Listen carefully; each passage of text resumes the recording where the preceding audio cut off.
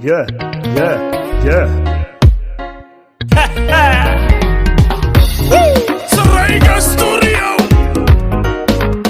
inay ganacsi samaystaan forex-kan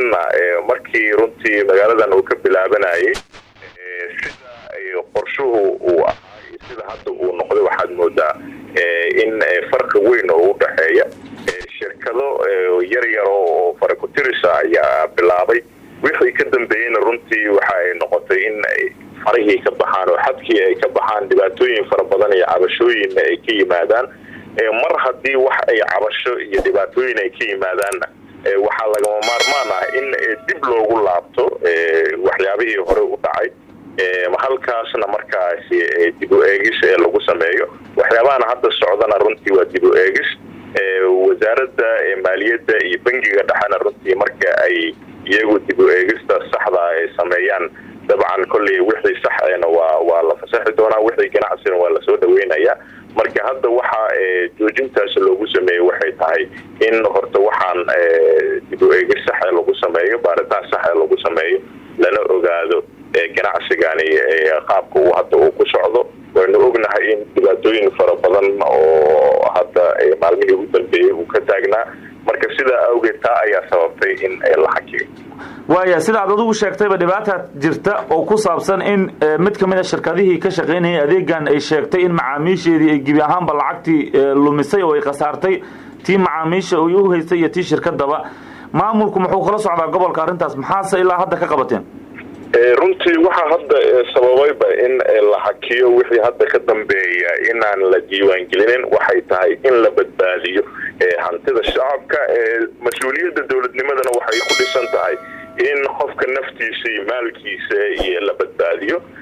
taa awgeeda ayaana sabab waxaa hadda koosgareynaya in la hakiyo diiwaangelinta mise shatisiinta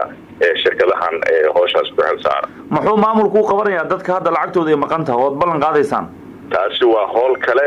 waxaana ka tashan doonaa wasaaradda maaliyadda bangiga dhexe iyo maamulka intaba qorshe cad ayayna ka soo saari doonaan waayahay mudan afhayeen waxaad ii sheegtay in dhallinyarada markii hore aad qorshihiinu ahaa in adeegan dhalinyaro badan ay shaqo ka helaan oo ay ku shaqaystaan haddana waxaad leedahay ruqsaddii waa la joojiyey kuwa dambana ama kuwa ruqsadda haystana baaris baa lagu samaynayaa markaasoo meeshii lagu laaban maayo oo dhalinyaro badan hadda shaqadooda istaagi mayso waxaan ka hadlayna ma aha in shirkadaha hadda jira ee shaqeynaya mise dhalinyarada hadda shaqeynaya aad baan kuu fahmay laakiin dee dad badan baa iyaguna ganacsigaas waxaan ka hadlayna waa wixii hadda ka dambeeya waxaanu ka hadlayna wixii hadda jira qorshooyin kala degsan oo qorsho qaran ah oo bangiga dhexe uu ku baarayo waxa saxda ah iyo waxa aan saxda ahayn laakiin maamulka gobolka banaadir waxa uu ka hadlayo waa waxa hadda kadib ah waana waxa ku timidna arrintaasna waxay tahay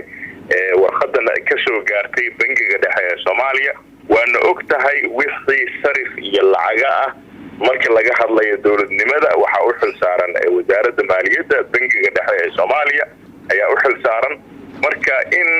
dowladnimada la xoojiyana waa wax qasab ah wixii bangiga dhexe ee lacag iyaga ayaa og wixii qaladaad ee jira iyadoo marka la raacayo awaamirtaasi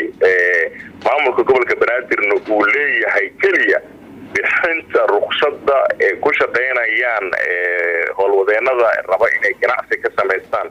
magaalada Muqdisho caasimadda dalka Soomaaliya ee gobolka banaadir ayuu markaasi joojiyay asigoo warqadaas raacaya in wixii hadda ka dambeeya aanan ruqsad la siinin ganacsigaasi forex-ka ah dadka daneynaya fadlan share garay hadda share garaysaan birita 10 fi amad yeelisaan hadda share garay hadii kale naga la taga wax أنا يدوش شيء هذا هذا شرقري كل شرقري هذا دلنا في دماغي شرقري كلين all of you نار كله في بدنك